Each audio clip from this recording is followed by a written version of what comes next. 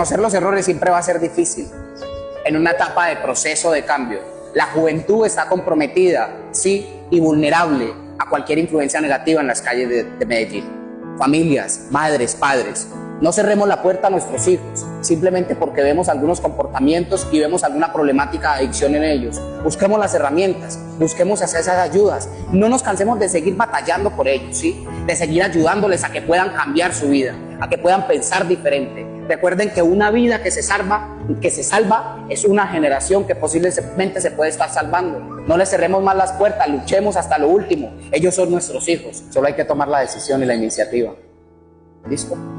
Venga para acá. Nuestros jóvenes son el futuro de nuestra sociedad, pero enfrentan desafíos emocionales y psicológicos sin precedentes. Es hora de brindarles apoyo y guía y ayudarles a que transformen su vida.